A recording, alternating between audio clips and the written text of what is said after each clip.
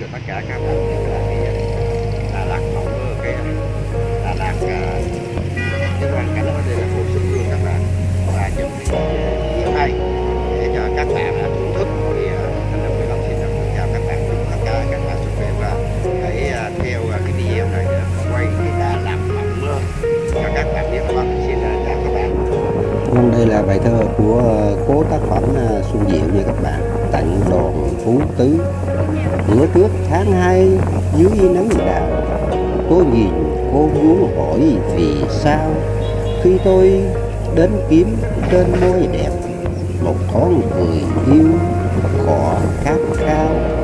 Vì sao vách mặt gửi đầu tiên tôi đã đầy thâm giữa xứ phiền, không thể vô tình qua trước cửa, biết rằng gặp gỡ đã vô duyên.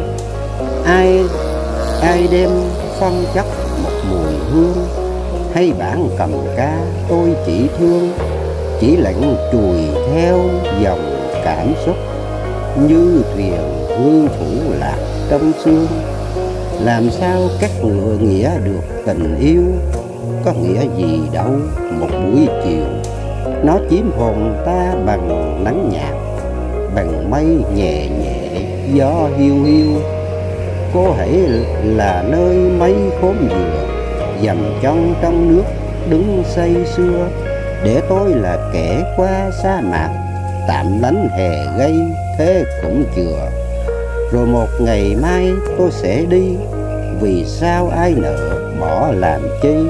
Tôi khờ khạo lắm, ngu ngơ quá, chỉ biết yêu thôi chẳng biết gì. Chớ để riêng em phải gặp lòng em, tay ái ăn du khách hãy làm rèm. Tóc xanh tốt em xin luyện dệt vọng, đẩy hộ hồn em triền miên trên sóng. Trôi phiêu lưu không vọng biển say rành, vì mình em không được quấn chân anh. Tóc không phải những dây tình vương víu, em sợ lắm giá băng tràn mọi nẻo. Trời đầy trăng lạnh lẽo suốt xương da, người giai nhân bến đợi dưới cây già. Tình du khách thuyền qua không buộc chặt, lời kỹ nữ đã vẽ vì nước mắt. Cuộc tình yêu gây gắt vì làng chơi, người viễn du lòng bận nhớ xa khơi. Gỡ tay vướng để theo lời gió nước, sao sát tiếng gà trắng ngà lạnh buốt. Mắt run mờ kỵ nữ thấy sông trôi, du khách đi, du khách đã đi rồi. Yêu là chết trong lòng một ít, vì mấy khi yêu mà chắc được yêu. Cho rất nhiều xong nhận chẳng bao nhiêu, người ta phụ thờ ơ chẳng biết. Phút gần gũi cũng như giờ chia biệt, tưởng trăng tàn hoa tạ với hồn tiêu. Vì mấy khi yêu mà chắc được yêu, yêu là chết trong lòng một ít. Họ lạc lối giữa u sầu mù mịt, những người si theo dõi dấu chân yêu, và cảnh đời sa mạc cô liêu. Và tình ái là sợi dây phóng viết, yêu là chết trong lòng một ít. Thanh Long xin trình bày bài thơ của Quang Minh, Đà Lạt còn không. Chiều cuối thu anh về thăm Đà Lạt, mối tình đầu giàu nhạc tiếng thông reo. Mối tình xưa heo hút tận đỉnh đèo, nắm tay nhau cao nguyên chiều lộng gió. Thung lũng đây tình yêu thương còn đó, chốn hẹn thề chỉ có gió với trăng. Tím Tigon hoang vắng giấc mộng hằng, nắm tay em nói rằng yêu em lắm. Thác Cam Ly buổi chiều nay thanh vắng, trốn đâu rồi hả giọt nắng hòn hôn. Mây lang thang đang cảm thấy cô đơn, gió lam chiều hay sương vờ che phủ. Dấu yêu ơi tình mình đang ấp ủ, phố nối buồn vẫy nhủ thầm yêu. Đà Lạt ơi, những nỗi nhớ buổi chiều, gió mùa thu nhớ em nhiều lắm đó. Bài thơ tình 8 chữ viết về Đà Lạt và nỗi nhớ về người yêu xưa của cô gái khi quay về Đà Lạt. Cảnh đây nhưng người xưa đâu thấy, em về phố núi cao nguyên. Thơ Nguyễn Ngọc Thúy Hằng. Vùng cao nguyên em trở về quê hương, lạc lối nhà xương ướt đầm trên cỏ lạ. Chiếc vali độc hành bên lối nhỏ, kỷ niệm nào còn đó chưa phai. Cảnh hồng nhung đang hứng giọt sương mai, chiếc xích đu chỗ này giờ vắng thật. Một chút thoáng qua ghi trong ký ức, chợt ngỡ ngàng làm thức dậy con tim. Em trở về bên phố núi lặng im, ân tình cũ vẫn chìm vào sương khói. Bước xuống đường vẫn nghiêng không thay đổi, lòng ngậm ngùi vui nỗi nhớ ngày người xa. Quán cà phê thanh thủy bao ngày qua, anh viễn khách xa rồi như mây trắng. Ngồi suy tư em nhớ vòng tay anh của ngày nào, và cùng ngắm phố đêm. Phố vắng anh con đường cũ buồn tên, Đà Lạt mơ thẫn thờ vùng kỷ niệm. Trên thảm cỏ một thời em tìm kiếm, dấu chân nào chiếm trọn trái tim em. Thưa các bạn, Thanh Long Vlog xin trình bày bài thơ của cố nhạc sĩ ông Hoàng Xuân Diệu. Bài thơ là Đây mùa thu. Rặng liễu điều hiu đứng chịu tan, tóc buồn buông xuống lệ ngón hàng. Đây mùa thu tới, mùa thu tới, với áo sơ mi phai dệt lá vàng. Mơ một loài hoa đã rụng cành, trong vườn sắc đỏ rủa màu xanh. Những luồng run rẩy rung rinh lá, đôi nhánh khô gầy xương mỏng manh. Thỉnh thoảng nàng trăng tự ngẩn ngơ, non xanh khởi sự nhạt sương mờ. Đã nghe rước rét mướt luồn trong gió, đã vắng người sang những tiếng đò. Mây vẫn từng không chim bay đi, khí trời u uất hận chia ly. Ít nhiều thiếu nữ buồn không nói, tựa cửa nhìn xa nghĩ ngợi gì. Xin tiếp nối trên clip này, Thanh Long Vlog xin tiếp nối với bài thơ là Hạ Long 2 ở tại Đắk Nông nha các bạn. Nó ở ngoài Hà Nội có Hạ Long, mà ở Đắk Nông cũng là Tà Đùng đó các bạn. Tà Đùng là cái Hạ Long 2 rất đẹp, mà nếu các bạn có dịp nào hãy đến đó để chiêm ngưỡng. Có mấy trăm hòn núi nho nhỏ ở dưới suối đó các bạn. Bây giờ mình xin tiếp tục cái bài Hạ Long 2 tự Thanh Long Vlog viết nha các bạn. Hạ Long Tây Nguyên, Hạ Đất Nông, núi đá trùng khơi núi vợ chồng. Bước chân du khách chen sắc nắng, người hỡi đâu rồi mãi chờ trông.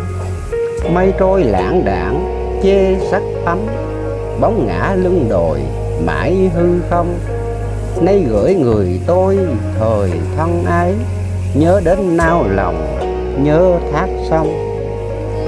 Thanh Long xin trình bày bài thơ Nguyệt Tầm của cố tác giả Xuân Diệu. Trăng nhập vào đây cung nguyệt lạnh, trăng thương trăng nhớ hỏi trăng ngọc. Đàn buồn đàn lặng ôi đàn chậm, mỗi giọt rơi tàn như lệ ngon. Mây vắng trời trong đêm thủy tinh, lung linh bóng sáng bỗng rung mạnh. Vì nghe nương tử trong câu hát, đã chết đêm rằm theo nước canh. Thu nguyệt càng thêm nguyệt đỏ ngời, đàn ghe như nước lạnh trời ơi. Long lanh tiếng sỏi vang vang hẳn, trăng nhớ tầm dương nhạc nhớ người. bốn bề ánh nhạc biển pha lê, chiếc áo hồng tối rộng bốn bề, xương bạc làm thuần khuya nín thở, nghe sầu âm nhạc đêm sơn quê. Tiếp là bài thơ Ngẩn Ngơ của ông Hoàng, tác giả thơ tình Xuân Diệu. Ta thiết theo sâu những đóa hồng, những nàng con gái sớm phai bông, những cô hay hãy còn đôi tám, xô đuổi tình yêu vội lấy chồng. Ta đã tìm thăm những nấm mồ, vô tình chôn giữa trái tim thơ, vô tình ôm ấp bao di tích của những tình thương bị hững hờ. Gió lạnh rồi đây sách nhớ nhung, sương thê lạc lãng đảng bạc cây tùng. Từng nhà mở cửa tương tư vấn, sắp sửa lòng ta để lạnh lùng. Mùa cúc năm nay sắc đã già, ai tìm ta hộ dáng thu qua. Những buồn xa cũ nay đâu mất, ôi phượng bao giờ lại nở hoa. Mình xin gửi bạn bài thơ sáng tác của Nguyễn Ngọc Thúy Hằng, Thành phố Mùa Sương.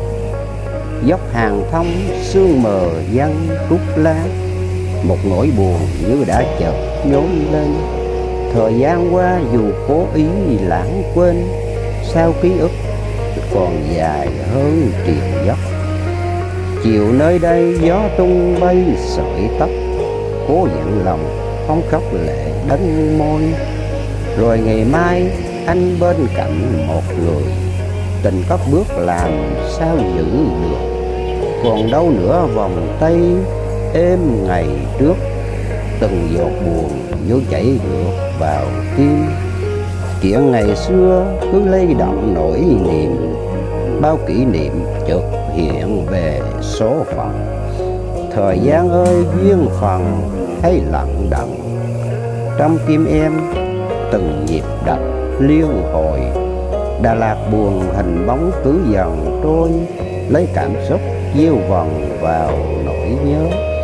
Có số hết một thời tình lầm lỡ, vì chúng mình không nợ cũng chẳng duyên. Kể từ đây em như một chiếc thuyền, sẽ không thể ghé vào nơi bến đỗ. Thưa các bạn, Thanh Long Vlog xin trình bày tiếp bài thơ Thiên Đường Đà Lạt. Con nắng nhạt vàng ong trời Đà Lạt, vẫn thơ ai bát ngát một cung tình. Hoàng hôn buông ánh điện sáng lung linh, bao kẻ khác rùng mình tâm lơi lạc. Đêm Đà Lạt tỏ hương thơm khôn thả, anh tới đây uống cả giọt hồn em. Đắm say rồi ngắm mãi cánh hoa mềm, tưởng chừng đã say thêm lời thơ vọng. Gió Đà Lạt nhẹ nhàng hương lay động, dịu dịu ơi như sóng ở cung tiên. Mây bồng bềnh lượn thẳng các lũng thuyền, có ngũ sắc cánh hiền dân sương phủ. Lời thơ rót biết bao giờ cho đủ, nắng đậm đà buông rủ cả chân mây. Một lần thôi anh đã đến đây, tình em đó đông đầy hồn ca sĩ. Một trời Đà Lạt của những ngày mộng mị, gieo lòng người thi vị đậm thiết tha. Mưa bụi dân trên lối vắng mù xa, thiên đường cõi bao la trời Đà Lạt. Vâng, đây là bài thơ của Khuyết Dân. Thanh Long xin trình bày bài Giả Quỳ Đà Lạt. Sao em không chịu ngủ đông, thức chi vương sợi tơ lòng thi nhân. Ngó xa rồi lại nhìn gần, vàng em trải thảm kín chân núi đồi. Nhấp nhô như ngọn sóng dồi, gió lay động mãi bồi hồi lòng tôi. Em về trải lụa xa xôi, tôi em cuốc bắt rong chơi dốc tình. Tên em tên thật Giả Quỳ, sắc kho dịu nhẹ vàng bay nắng chiều. Tình em phủ kín lưng đèo, cho ai qua đó đỡ heo hút buồn. dưới trời mưa dội mưa tuôn, vẫn tươi xanh nhan sắc vẫn luôn đậm tình. Em qua triền lũng Di Linh, dạo đèo Bảo Lộc gieo tình bờ em. Dọc theo quốc lộ đi lên, em về Đà Lạt ghi tên tuổi mình. Những con dốc nhỏ xinh xinh, em đều viện diện đượm tình nước non. Một lòng một dạ sắc son, sân ga Đà Lạt vẫn còn đó em. Mù sa thung lũng tình yêu, em cười gieo nách dập nhiều giai nhân. Giả Quỳ ơi xin tri ân, muôn ngày Đà Lạt vẫn cần có em. Vâng, xin cảm ơn bài thơ của Tuyền Linh. Thanh Long xin trình bày bài thơ Tuyền Linh. Tác giả của Tuyền Linh: Đà Lạt mưa ngâu. Hình như ai khóc từ bên trời, ngưu lang chất nữ một đời nhớ nhau. Ngồi nhìn từng giọt mưa sầu, em ơi Đà Lạt gửi đâu buồn này. Tháng 7 xa quá tầm Tây, lệ em như giọt ngâu đầy không gian. Tận cùng nỗi nhớ mùa sang, nghe đâu sâu thẳm vỏ vàng hồn ta. Mưa thấm lạnh, mưa nhạt nhòa, mưa qua góc phố, mưa òa trong tim. Gõ lên âm sắc không tên, rung từng cung bậc thấm lên tâm bào. Mưa lắc nhắc, mưa lao sao, mưa bay lắm tắm, mưa vào tâm. Nghe tình buộc, cột buộc trăm năm, mà sao lệ vẫn nhỏ thầm đợi nhau. Thời gian như đã ngã màu, tuổi trời chừng cũng qua mau một đời.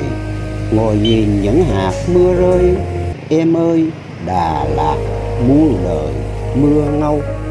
Thanh Long xin trình bày bài thơ Nguyễn Ngọc Thủy Hằng: Đà Lạt chia ly. Mùa hạ năm nay sánh bước chung đôi, giờ chia xa tim bồi hồi vạn nẻo. Kỷ niệm xưa bay trừ giờ nhạt nhẽo, vỡ vụn rồi nếu kéo lại được chăng? Nếu nén kìm sẽ lạc lõng bâng khuâng. Thôi hãy tỏ phân rõ ràng tất cả, đừng để vết tầm làm em gục ngã. Thà nói thật một lần, kết quả đắng cay. Vậy nha anh, ta đối mặt ngày mai, cùng bước tiếp hay sang bờ bến khác. Em vẫn không sao đừng ngập ngừng giây lát. Dù xót xa nhưng ta đã thật lòng. Anh phương trời viễn xứ xa xăm, em vẫn giữ bờ môi hôn nồng thắm. Ký ức xưa một thời mình trúng bóng, hạ sắp về anh có biết hay chăng? Ngày xưa em đi, em nhỏ lệ một lần, gục vào vai trong lặng thầm da diết. Hồn ngây ngất sân ga chiều tiễn biệt, vết xước này như tuyết phủ vào tim. Thanh Long xin trình bày tiếp bài thơ Dục Giả của Xuân Diệu: Mau với chứ, vội vàng lên với chứ. Em ơi tình non đã già rồi, con chim hồng trái tim nhỏ của tôi ơi. Mau với chứ, thời gian không đứng đợi. Tình thổi gió màu yêu lên phấp phới, như đôi ngày tình mới đã thành xưa. Nắng mọc chưa tin hoa rụng không ngờ, tình yêu đến, tình yêu đi ai biết. Trong gặp gỡ đã có mầm ly biệt, những vườn xưa nay đoạn tuyệt dấu bài. Gấp đi em, anh rất sợ ngày mai, đời trôi chảy lòng ta không vĩnh biệt. Vừa xách gối chân mỏng vàng tan biến, dung nhan xơ động sắc tan thành. Vàng son đường lộng lẫy buổi chiều xanh, quay mặt lại cả lầu chiều đã vỡ. Vì chút mây đi theo làng vuốt gió, biển thế nào mà chậm rãi em ơi. Sớm nay sương xơ dập cả chân trời, dục hồng nhan thiên di về cõi Bắc. Ai nói trước lòng anh không phản trách, mà lòng em sao lại chắc trơ trơ. Hái một mùa hoa lá thở măng tơ, đốt muôn nến sáng mặt trời chói lối. Thà một chút huy hòn rồi chợt tối, còn buồn hơn lê lối cả trăm năm. Em vui đi trăng nở ánh trăng rằm, anh hút nhị của mỗi giờ tinh tận. Mau với chứ vội vàng lên với chứ, em ơi tình non sắp già rồi. Thanh Long xin trình bày bài thơ Nguyễn Đình Huân, Đà Lạt mộng mơ. Anh đưa em về thành phố mộng mơ, sánh vai nhau bước ven hồ than thở. Kỷ niệm xưa ồi ùa về nỗi nhớ, ta bên nhau lúc thành phố mùng sương. Đà Lạt ngàn hoa đua sắc quê hương, anh đã ngỏ lời yêu thương từ đó. Em có nghe lời thì thầm trong gió, tình hai ta mình cháy đỏ thương yêu. Tay trong tay ngày ấy những buổi chiều, hoàng hôn tím có bao điều muốn nói. Thung lũng tình yêu mắt nhìn bối rối, bờ môi ngọt ngào nóng hổi nụ hôn. Tiếng thông reo nghe lắng động tâm hồn, đột đôi tình nhân bên đường mòn sánh bước. Giống như đôi ta bao năm về trước, cũng ngọt ngào cũng mộng ước chung đôi. Thanh Long xin trình bày Nụ cười xuân của ông Hoàng, tác giả thơ tình xuân diệu. Giữa vườn in ỏi tiếng chim vui, thiếu nữ nhìn sương chói mặt trời. Sao buổi đầu xuân êm ái thế, cánh hồng cách những nụ cười tươi. Ánh sáng ôm trầm những ngọn cao, khói vàng rung lo gió lá lao sao. Gió thơm phơ phất bay vô ý, đem động cành mai sát nhánh đào. Tơ liễu buông xanh quá mỹ miều, bên màu hoa mới trắng như kiêu. Thanh Long xin trình bày bài thơ Lời kỵ nữ của ông Hoàng, tác giả thơ tình xuân diệu. Khách ngồi lại cùng em trong chốc nữa, vội vàng chi trăng sáng quá khách ơi. Đêm nay rằm yến tiệc sẵn trên trời, khách không ở lòng em cô độc quá. Khách ngồi lại cùng em đây gối lạ, tay em đây mời khách ngã đầu say. Đây rượu nồng và hồn của em đây, em cung kính đặt dưới chân hoàng tử. Chớ đạp hồn em trân về viễn xứ, đi khoan thai trên ngự đỉnh trời tròn. Gió theo trăng từ biển thổi qua non, buổi gieo gió lan xa từng thoáng rợn. Lòng kỵ nữ cũng sầu như biển lớn, nỗi gì âu yếm qua không khí, như thoáng đưa mùi hương mến yêu. Này lượt đầu tiên thiếu nữ nghe, nhạc thầm lên tiếng hát say mê. Mùa xuân chín ửng trên đôi má, xui khiến lòng ai thấy nặng nề. Thiếu nữ bâng khuâng đợi một người, chưa từng hẹn đến giữa xuân tươi. Cùng chàng trai trẻ xa xôi ấy, thiếu nữ làm duyên đứng mỉm cười. Thơ Nguyễn Ngọc Thủy Hằng, Thành phố sương mù. Dốc hàng ngang thăm sương mờ dân trút lá, một nỗi buồn như đã chợt nhóm lên. Thời gian qua dù cố ý lãng quên, sao ký ức vẫn dài hơn tiền dốc. Chiều nơi đây gió tung bay sợi tóc, cố dặn lòng không khóc lệ đắng môi. Rồi ngày mai anh bên cạnh một người, tình cất bước thì làm sao giữ được. Còn đâu nữa vòng tay êm ngày trước, từng giọt buồn như chảy ngược vào tim. Chuyện ngày xưa cứ lay động nỗi niềm, bao kỷ niệm chợt hiện về số phận. Thời gian ơi, duyên phần sao lặng đặng, trong tim em từng nhịp đập liên hồi. Đà Lạt buồn hình bóng cứ dần trôi, lấy cảm xúc gieo vần vào nỗi nhớ. Cố xóa hết một thời tình lầm lỡ, vì chúng mình không nợ chẳng duyên. Kể từ đây em như một chiếc thuyền sẽ không thể ghé vào nơi bến đỗ. Con Thanh Long thấy bài thơ Đà Lạt này mà không có tác giả thì xin tác giả thứ lỗi. Những dòng thác trắng tuổi thơ, chập chờn suy tưởng bất ngờ thấm reo.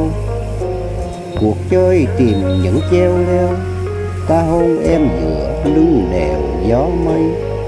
Núi đồi sơ sát cỏ cây, mà sao em vẫn hay hay má hồng. Ngẩn ngơ đứng dưới trời thông, ở đây rét lắm mùa đông hơi dài. Ta chơi một kiếp trần ai, đỡ em gánh lệch hai vai đồi cù. Em còn đứng mãi hát ru, mộng mơ chi lắm phù du kiếp người. Lụa là một thuở rong chơi, rồi bay như nước bốc hơi mặt hồ. Hỡi người xây dựng cơ đồ, cò xanh lại mọc bên hồ Đạm Tiên. Ta về xây ngã ba miền, về đây gánh hết ưu phiền cho em. Bài thơ là Đà Lạt trăng mờ. Đây phút thiêng liêng đã khởi đầu, trời mơ trong cảnh thật tuyền mơ. Trăng sao đánh đuối trong sương nhạc, như ý từ xa một ý thơ. Ai hãy làm thinh chớ nói nhiều, để nghe dưới nước cây hồ reo, để nghe tơ liễu rung trong gió, và để xem trời giải nghĩa yêu. Hàng thăm thấp thoáng đứng trong im, cành lá yên như đã lạnh chìm.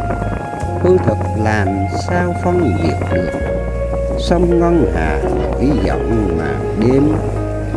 Cả trời xây nhuộm một màu trắng, và cả lòng tôi chẳng nói rằng không một tiếng gì nghe động chạm. Dẫu là tiếng vỡ của sao băng hàng tử, bóng trăng lóng ngóng lặng hồ im. Trời khách theo nhau lại rải chìm, đứng giữa non sao bờ suối ngọc. Hồn say dịu dịu mộng êm êm, một lòn luồng sương bạc ẩn từ mô. Lẻn cuốn vầng trăng cuốn mặt hồ, cuốn cả non cao bờ suối ngọc. Người lơ lửng đứng giữa hư vô, trời đất tan ra thành thủy tinh. Một bàn tay ngọc đậm hương tinh, âm thầm mơn trớn bên đôi má. Hơi mát đê mê chạy khắp mình quách tấm. Thưa các bạn, Thanh Long Vlog xin đọc cái tuyển tập hay nhất của nhà thơ điên Hằng Bạch Tử. Vâng, xin cố nhà thơ Hằng Bạch Tử thứ lỗi. Đó là mình xin trình bày bài Mùa Xuân Chín. Trong làng nắng ửng khói mơ tan, đôi mắt nhà tranh lắm tấm vàng. Sột sột gió treo tà áo viết, trên vàng thiên lý bóng xuân sang. Sóng cỏ xanh tươi gợn tới trời, bao cô thôn nữ hát trên đồi. Ngày mai trong đám xuân xanh ấy, có kẻ theo chồng bỏ cuộc chơi. Tiếng ca vắt vẻo lưng chừng núi, hỗn hển như lời của nước mây. Thầm thì với ai ngồi dưới trúc, nghe ra ý vị và thơ ngây. Khách xa gặp lúc mùa xuân chín, cảnh trí bâng khuâng sực nhớ làng. Chị ấy năm nay còn gánh nước, dọc bờ sông trắng nắng chang chang. Thanh Long xin trình bày Đây thôn Vĩ Dạ của cố nhà thơ Hàng Mạc Tử. Sao em không về tha chơi thôn Vĩ, nhìn nắng hàng câu nắng mới lên, vườn ai mướt quá xanh như ngọc, lá trúc che ngang mặt chữ điền. Gió theo lối gió mây đường mây, dòng nước buồn thiêu hoa bốc lây. Thuyền ai đậu bến sông Trăng đó, có chở Trăng về kịp tối nay. Mơ khách đường xa, áo em trắng quá nhìn không ra. Ở đây sương gió mờ nhân ảnh, ai biết tình ta có đậm đà. Và tiếp bài Đà Lạt Trăng Mờ. Đây phút thiêng liêng đã khởi đầu, trăng mơ trong cảnh thật huyền mơ. Trăng sao đắm đuối trong sương nhạt, như đón từ xa một ý thơ. Ai đã làm thinh chớ nói nhiều, để nghe dưới nước đây hồ reo, để nghe tơ liễu vương trong gió, và để xem trời giải nghĩa yêu. Hàng thăm lấp lón đứng trong im, cành lá im như đã lạnh chìm. Hư thật làm sao phân biệt được, sông ngân hà nổi giữa màn đêm. Cả trời xây nhuộm một màu trắng, và cả lòng tôi chẳng nói rằng không một tiếng gì nghe động chạm, dẫu là tiếng vỡ của sao băng. Thanh Long xin trình bày tiếp bài thơ Những giọt lệ của nhà thơ Hàng Mạc Tử. Trăng hỡi bao giờ tôi chết đi, bao giờ tôi hết được vì yêu, bao giờ mặt nhật tan thành máu, và khối lòng tôi cứ tựa suy. Họ đã ra đi không níu lại, lòng thương chưa đã mến chưa bưa. Người đi một nửa hồn tôi mất, một nửa hồn tôi bỗng dại khờ. Tôi vẫn còn đây hay ở đâu, ai đem tôi bỏ dưới trời sâu. Sau bông phượng nở trong màu huyết, nhỏ xuống lòng tôi những giọt châu. Thanh Long xin trình bày tiếp bài Bẽn Lẽn của Hàng Mạc Tử. Trăng nằm sóng sỏi trên cành liễu, đợi gió đông về để lả lơi. Hoa lá ngây tình không muốn động, lòng em hồi hộp chị Hằng ơi. Trong khóm vi vu rào rạc mãi, tiếng lòng ai nói sao im đi. Ô kìa bóng Việt trần truồng tắm, lộ cái khuôn vàng dưới đáy khê. Vô tình để gió hôn lên má, bẽn lẽn làm sao lúc nửa đêm. Em sợ Lan Quân em bắt được, nghi ngờ tới cái tiếc trinh em. Thanh Long trình bày tiếp bài Cô gái đồng trinh của nhà thơ Hàng Mạc Tử. Cho tôi ghê quá, ôi ghê quá, cảm thấy hồn tôi ớn lạnh rồi. Đêm nay trăng vướng trong cành trúc, cô láng giềng bên chết thật rồi. Trinh tiết vẫn còn nguyên vẹn mới, chưa hờ âu yếm ở đầu môi. Xác cô thơm quá, thơm hơn ngọc, cả một mùa xuân đã hiện hình. Thanh sắc cơ hồ lưu luyến mãi, chết rồi xiêm áo trắng như tinh. Có tôi đây, hồn phách tôi đây, tôi nhập vào trong xác thịt này. Cốt để dò xem tình ý là, trong lòng bí mật thơ ngây. Biết rồi tôi biết cả, té ra nàng sắp sửa yêu ta. Bao nhiêu mơ ước trong tim ấy, như chợt xuân về thổ lộ ra.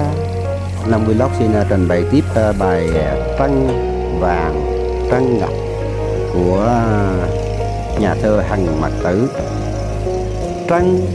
Trăng là trăng trăng, Ai mua trăng tôi bán trăng cho, không bán đoàn viên ước hẹn hò. Bao giờ đậu trạng Khuynh Vi đã, anh lại đây rồi thôi chữ thơ.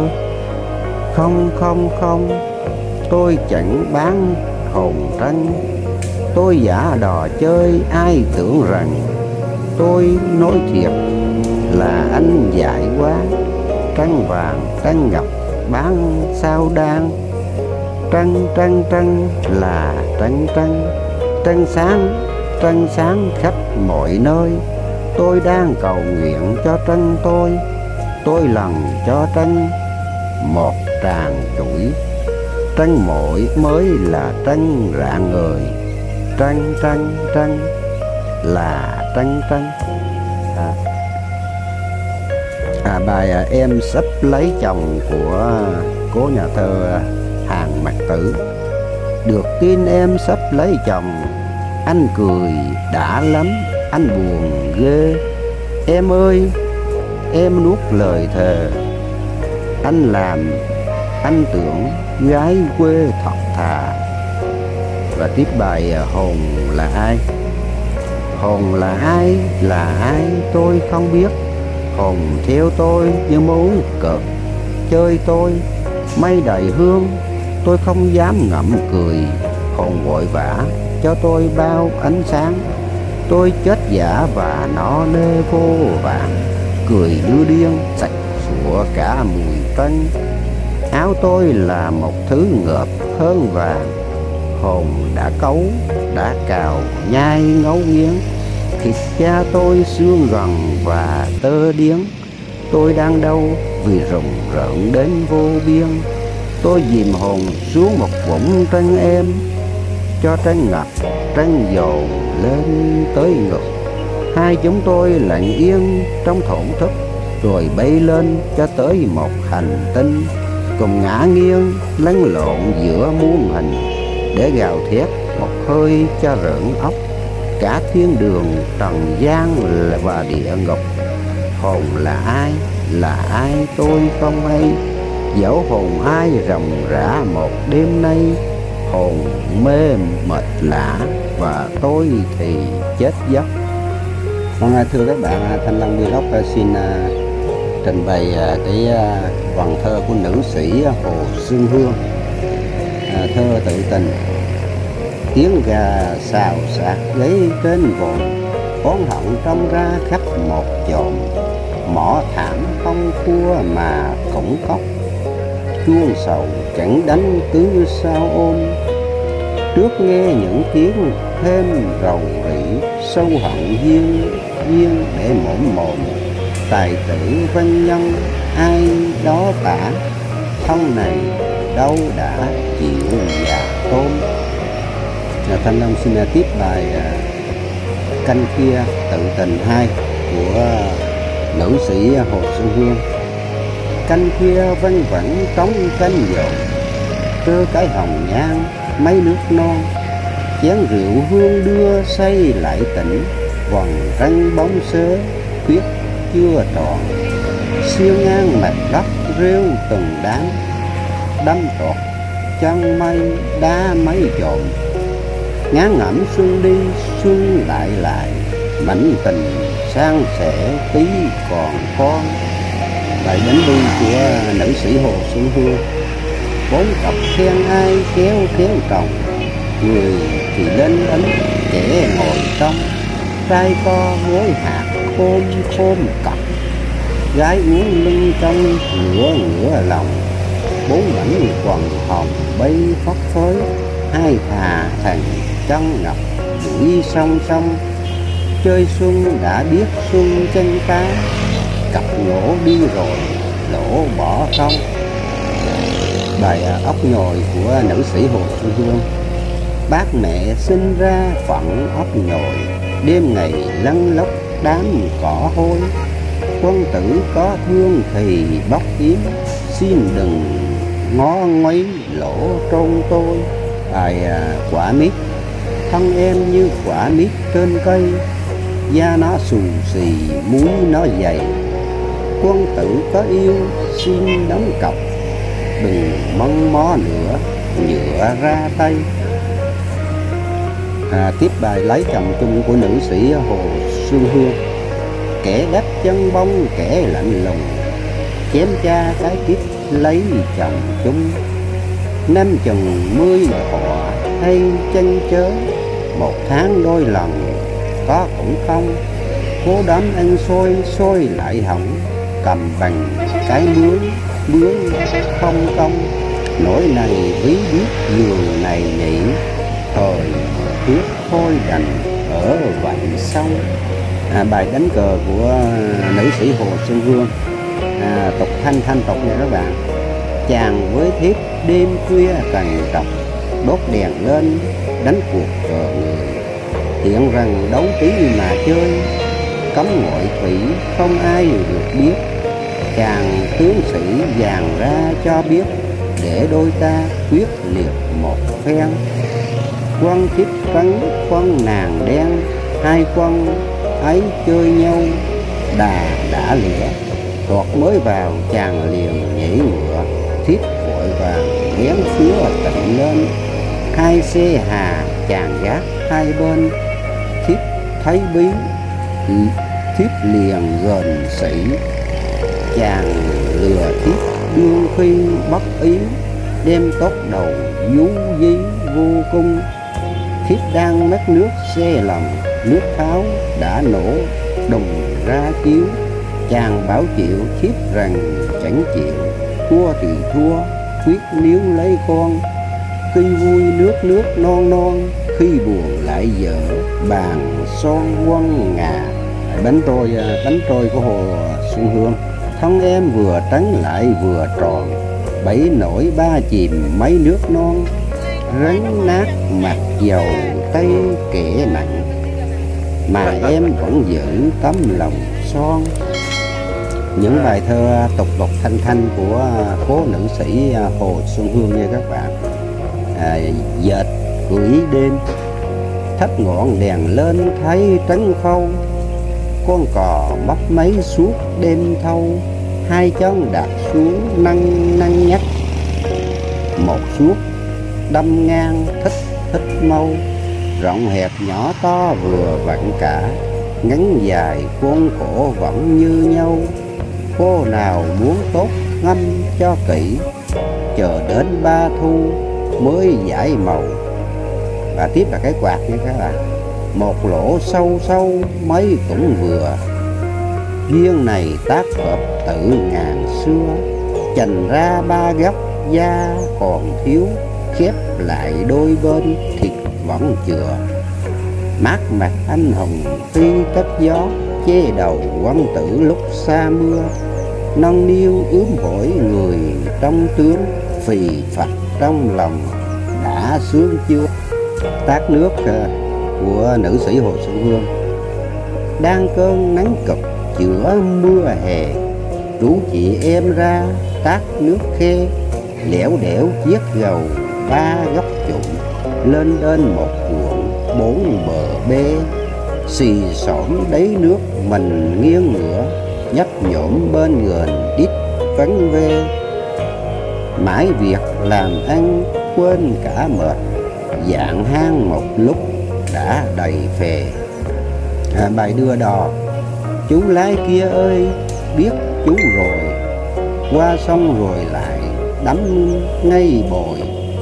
Chèo ghe vừa khởi dòng sông ngược, đắm cặp ngay vào đắm nước xuôi.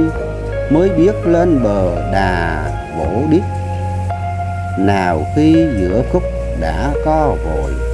Chuyến đò trên nghĩa sao không nhớ, nay đã hay và một chuyến đò thôi. Hang cái cớ, trời đất sinh ra đá một chồn, nứt làm đôi mảnh hổm hôm. Kẻ hầm rêu mọc trơ toan hoẻn, luồng gió thông rêu vỗ phập phồng. Giọt nước hữu tình rơi lõm bõm, con đường vô ngộm tối ôm. Khen ai đẽo đá tài xuyên tạc, khéo hớ hên ra lắm kẻ dồn. cái giếng, ngõ ngay thăm thẳm tới nhà ông. Giếng tốt thanh thơi rất lạnh lùng, cầu trắng phâu phâu hai ván ép, nước trong leo lẻo một dòng thông. Cỏ gà luống cuốn leo quanh mép, cá giết lê lê lội giữa dòng. Giếng ấy thanh tân ai đã biết, đố ai dám thả nạ ròng ròng. Con mình xin tiếp tục cái dòng thơ Nguyễn Bính như các bạn. Nhà thơ viết là tựa đời là tương tư. Thôn đồi ngồi nhớ thôn đông, một người chỉ nhớ 10 mong một người. Gió mưa là bệnh của trời, tương tư là bệnh của nàng tôi yêu.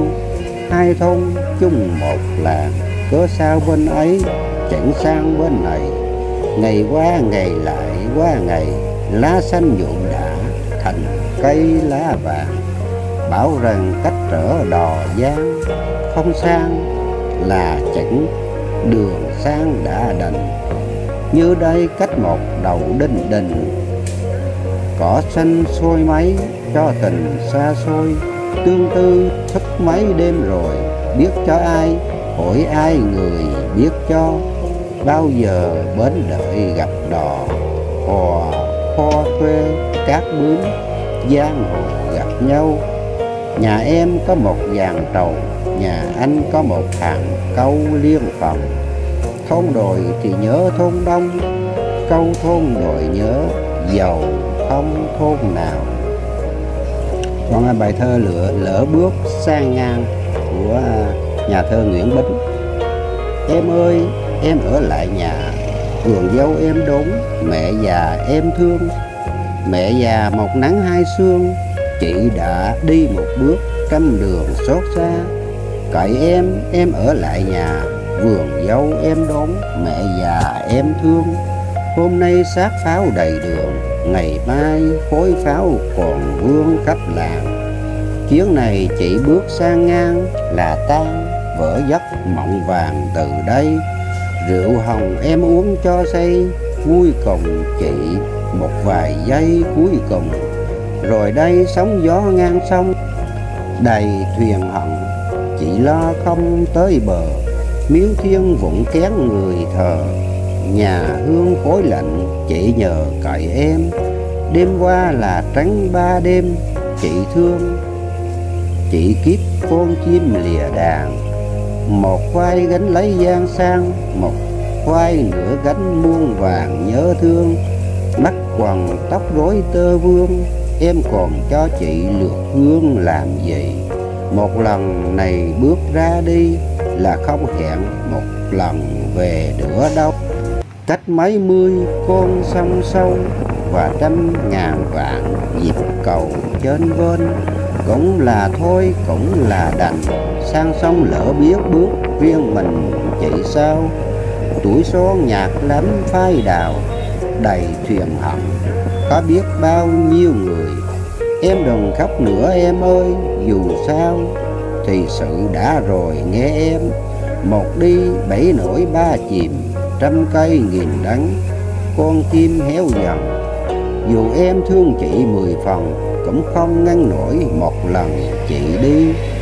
Chị tôi nước mắt đầm đìa chào hai họ để đi về nhà ai. Mẹ trông theo mẹ thở dài, dãy pháo đỏ bỗng vang trời nổ rang. Tôi ra đứng tận đầu làng, ngồi trông theo chị khuất đàn dâu thưa. Trời mưa ướt áo làm chi, năm 10 mua 17 chị ra đi lấy chồng. Người ta sát pháo đỏ hồng, mà tên hồn chị một vòng hoa tan. Lần đầu chị bước sang ngang, tuổi son sông nước đò ngang chưa từng. Ở nhà em nhớ mẹ thương, ba gian trống một mảnh vườn xác xơ. Mẹ ngồi bên cưỡi xe tơ, thời thường nhất chị mày giờ ra sao. Chị bấy giờ nói thế nào bướm tiên khi đã lạc vào vườn hôn. Chị từng nở bước sang ngang, trời giông bão giữa Tràng Giang lọc thuyền. Xuôi dòng nước chảy liên miên, đưa thân thể chị tới miền đau thương. 10 năm gối hận bên giường, 10 năm nước mắt bữa thường thay canh. 10 năm đưa một đám một mình, đào sâu chôn chặt mối tình đầu tiên. 10 năm lòng lạnh như tiền, tìm đi hết máu mà duyên không về. Như em ơi, một đêm hè, hoa xuân nở sát về hồn hòn. Dừng chân bên bến sông buồn, nhà nghệ sĩ tưởng đò còn chuyến sang. Đối thương thân chị lỡ làng, đối thương phận chị dở dang những ngày. Rồi một ngày nói sao đây, em ơi nói nhỏ câu này với em. Thế rồi máu trở về tim, duyên làm lành chị, duyên tìm về môi. Chị nay lòng ấm lại rồi, mối tình chết đã có người hồi sinh. Chị từ gian díu với tình, đời tư như buổi bình minh nạm vàng. Tim ai khắc một chữ nàng, mà tim chị khắc chữ chàng khắc theo. Nhưng yêu chỉ để mà yêu, chỉ còn dám ước một điều gì hơn. Một làm hai lỡ keo sơn, mong gì ghén lại phím đờn gian tung. Rồi đêm kia lệ ròng ròng, tiễn người ấy sang sông chị về. Tháng 3 qua cửa buồn thê, chị ngồi nhặt cánh hoa lê cuối cùng. Ấp mặt vào hai bàn tay, chị thôi tôi khóc suốt 3 ngày 3 đêm. Đã đành máu trở về tim, nhưng khôn buộc nổi cánh chim giang hồ. Người đi xây lại cơ đồ, chị về dòng cỏ nấm mồ thanh xuân. Người đi khoác áo phong trần, chị về mấy áo liệm dần nhớ thương. Hồn kinh ôm chặt chân giường, đã cùng chỉ khóc đoạn tường thơ ngây. Năm xưa em ấy giường này, nghiến răng nhắm mắt câu mày cực chưa. Thế là tàn một giấc mơ, thế là tàn một bài thơ não nùng. Tuổi son má đỏ môi hồng, bước chân về đến nhà chồng là thôi. Đêm nay mưa gió đầy trời, mà trong hồn chị có người đi qua. Em người thương lấy mẹ già, đừng mong ngóng chị nữa mà uổng công. Chị giờ sống cũng bằng không, coi như chị đã ngang sông đánh đò. Vâng, mình xin tiếp trình bày cái bài thơ của cố nhà thơ Nguyễn Khuyến này các bạn. Đã bấy lâu nay bác tới nhà, kẻ thời đi vắng chợ thời xa. Ao sâu nước cả không chài cá, vườn rộng nhà thương khó đuổi gà. Cải chữa ra cây mà mới nụ, bầu vừa rụng rốn bước đươm hoa. Đầu trò tiếp khách trầu không có, bác đến chơi đây ta với ta. Vâng, xin tiếp tục bài thơ Thu Điếu của Nguyễn Khuyến nha các bạn. Ao sâu lạnh lẽo nước trong veo, một chiếc thuyền câu bê tẻo teo. Sóng bước theo làng hơi gợn tí, lá vàng trước gió sẽ đưa vèo. Tầng mây lơ lửng trời xanh ngắt, ngõ trúc quanh co khách vắng teo. Tựa gối muôn cần lâu chẳng được, cá đâu đớp động dưới chân bèo. Tiếp bài Thu Ẩm của Nguyễn Khuyến nha các bạn. Năm gian nhà cỏ thấp lê tê, ngõ tối đêm sâu đốm lập lòe. Lưng dậu phất phơ màu khói nhạt, làng ao lóng lánh bóng trăng lê. Da trời ai nhuộm mà xanh ngắt, mắt lão không vầy cũng đỏ hê. Rượu tiếng rần hay chả mấy, độ 5-3 chén đã say nhẹ. Còn bài thơ Thu Vịnh của Nguyễn Khuyến nha các bạn. Trời thu xanh ngắt mấy trời cao, cần trúc lơ phơ gió hắt hiu. nước biếc trông như tầng khói phủ, sông thưa đỡ mặt bóng trăng vào, mấy chùm trước dầu hoa năm ngói, một tiếng trên không ngỗng nước nào. Nhân hứng cũng vừa toan cất bút, nghĩ ra lại thẹn với ông Đào. Thanh Long xin tiếp tục bài khắp Dương quê của Nguyễn Khuyến. Bác Dương thôi đã thôi rồi, nước mây mang mát ngậm ngùi lòng ta. Nhớ từ thuở đăng khoa ngày trước, vẫn sớm hôm tôi bác cùng nhau, kính yêu như trước đến sau, trong khi gặp gỡ khác đâu duyên trời. Cũng có lúc chơi vơi dặm khách, tiếng suối khê róc rách lưng đèo. Có khi tầng gác treo leo, thú vui con hát, lửa chiều cầm son. Cũng có lúc rượu ngon cùng nhách, chén huỳnh tương ấm áp bầu xuân. Có khi bàn soạn câu văn, biết bao đông bích, điển phòng trước sau. Buổi chiều dương cửu trùng nhau kho họn nạn, phận đấu thân chẳng dám than trời. Bác già tôi cũng già rồi, biết thôi thôi nhé thì thôi mới là, muốn đi lại tuổi già thêm nhát. Trước 3 năm gặp bác một lần, cầm tay hỏi hết xa gần, mừng rằng bác vẫn tinh thần chưa can. Ở tuổi tôi còn hơn tuổi bác, tôi lại đâu nhức bác mấy ngày. Làm sao bác vội về ngay, chợt nghe tôi bỗng chân tay rụng rời. Ai chẳng biết chán đời là phải, vội vàng sao đã mãi lên tiên. Rượu ngon không có bạn hiền, không mua không phải, không tiền không mua. Câu thơ nghĩ đánh đo, không viết, viết đưa ai, ai biết mà đưa. Giường kia treo những hững hờ, đây đàn gãy cũng ngẩn ngơ tiếng đàn. Bác chẳng ở đâu, vang chẳng ở đâu, tôi ti thương, lấy nhớ làm thương. Tuổi già hạt lệ như xương, hơi đâu ép lấy hai hàng chứa trang.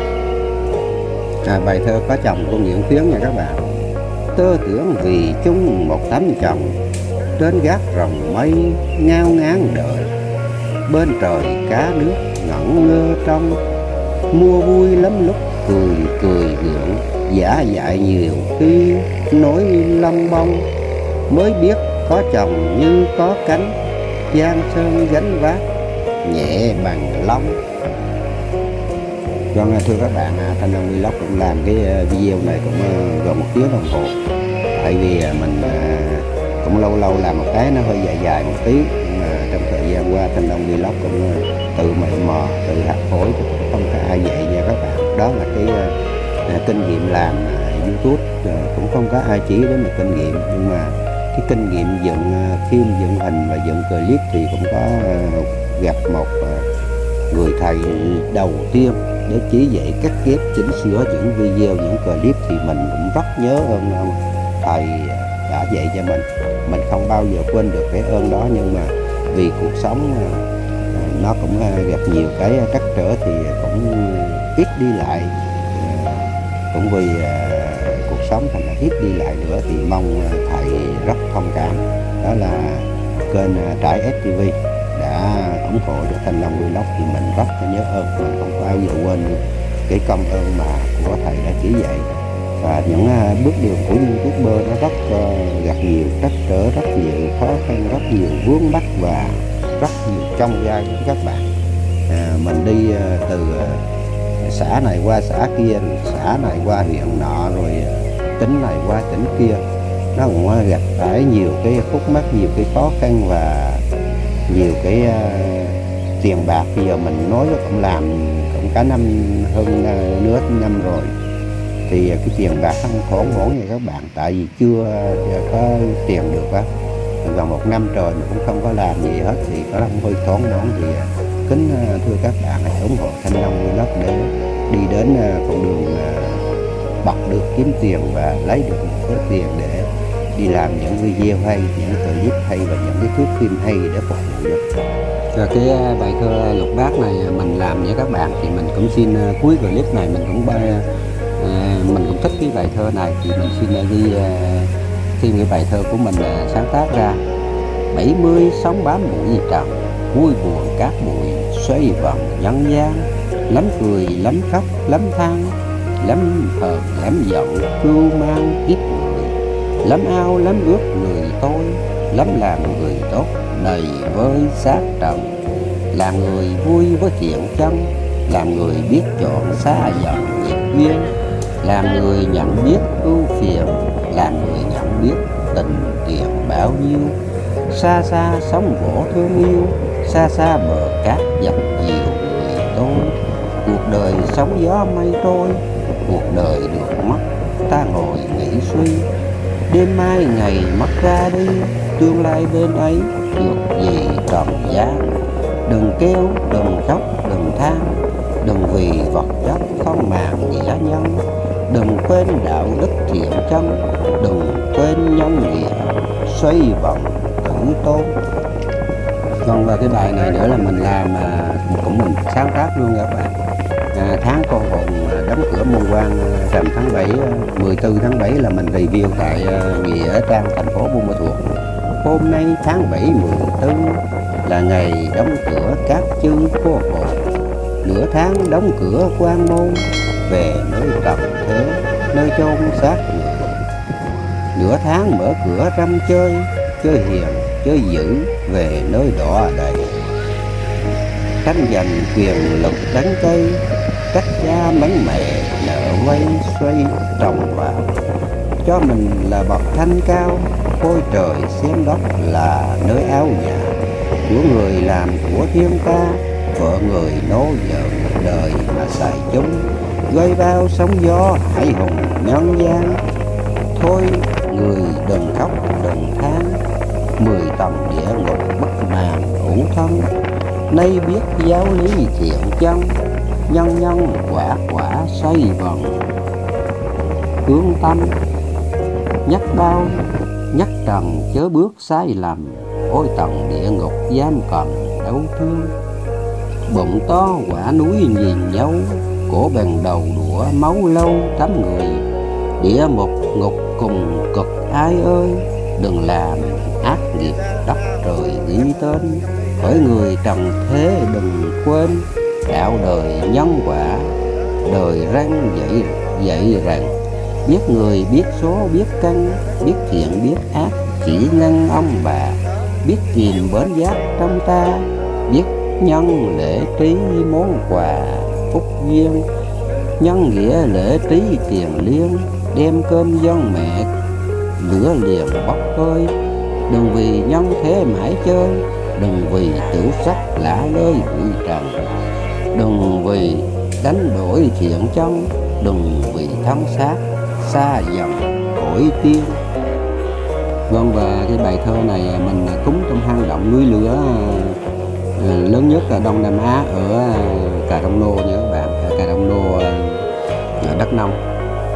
Nam mô A Di Đà Phật, Nam mô Quán Thế Âm Bồ Tát, Nam mô Thánh Đức Chúa Tiên, Nam mô ba cõi tiền hiền thánh nhân, thần linh đất nước thần hồng âm, thắp hương khấn lễ hồng trần núi non, thánh nhân tiền sử lưu còn, khai thiên lập địa sống còn động hang, sinh con để cháu họ hàng, An Long ở lỗ sấm vang thú người, động hang bốn bức đầy vơi, bữa ăn rau quả nụ cười kém vui, thần linh đất nước xa xôi, thần hồn bổn xứ nằm ngồi xứ xa, ngàn năm đối khác đi qua, con ơi cháu hỡi lòng ta rối bời, một đời lẽ sống than ôi, gió chiều mãi thổi ta ngồi ngẫm suy, ông bà tiễn cháu ra đi, nói truyền tôn tử những gì lưu vang,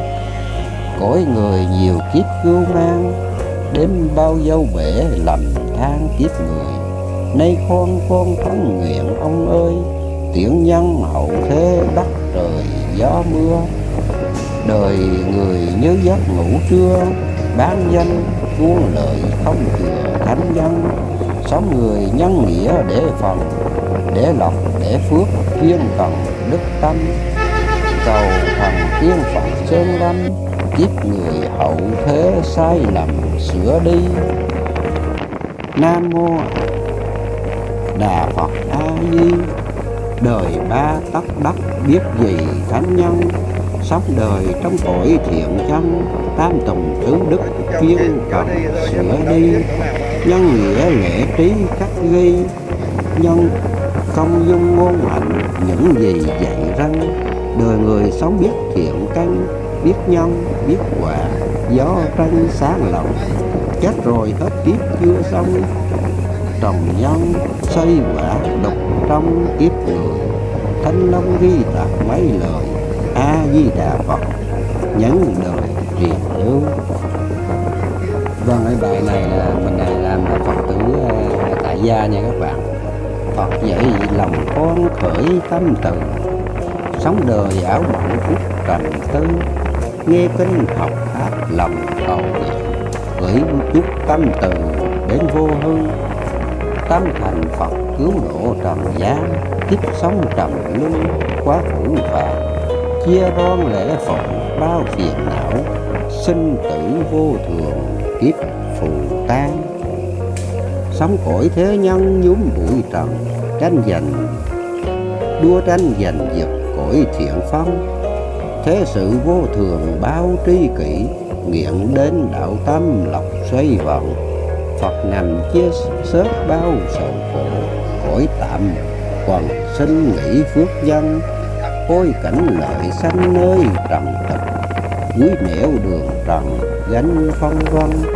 Con xin thưa các bạn, bây giờ này cũng gần hết video rồi. Thanh Long Vlog xin thân mến chúc tất cả các bạn sức khỏe hạnh phúc và gặp nhiều may mắn trong cuộc sống. Và cũng Thanh Long Vlog cũng làm cái video này là tất cả những cái bài thơ chất của những cái cố thi hào, cố tác giả và cố thi sĩ, những cái bài thơ hay để mình làm cái clip mình để lại cho tất cả các con cháu cũng lâu lâu bao nhiêu cũng mở ra xem để biết được là những cái nhà thơ nó như vậy. Tại vì bây giờ cũng ít có ai mà mở sách mở vở ra xem lắm, thành cũng làm cái clip này thỉnh thoảng cũng để ôn lại những cái nhà thơ mà những cái đại thi hào đã làm nên những cái chiến tranh, những cái lừng lẫy, những cái lịch sử mà để lại cái tiếng đời cho cuộc sống, cho cộng đồng, cho công chúng.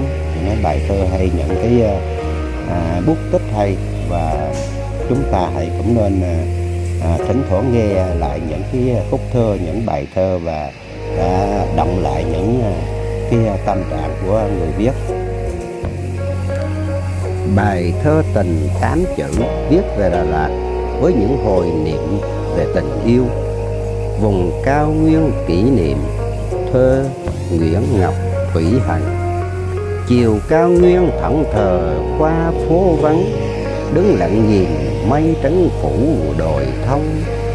Thác Cam Ly vương vấn mối tình nồng, đêm ly biệt nỗi đau lòng tan vỡ. Hồ Xuân Hương ghi chuyện tình muôn thuở, mộ đồi thông cũng nức nở bi ai. Thung lũng tình ngày nào tay trong tay, ánh mắt ai nguyện xoay mộng ước. Thanh thủy cà phê ánh trăng soi bóng nước, lữ khách ngày nào dừng bước nơi đây. Định ăn bi lăng sương gió phủ đầy, tình viễn khách hoàng hôn chiều Đà Lạt. Sương mù ơi giờ ta xin tạm biệt, hoa anh đào lưu luyến một tình yêu. Trúc lâm viên vọng lại tiếng chuông chiều, như đã nhớ Đà Lạt nhiều kỷ niệm.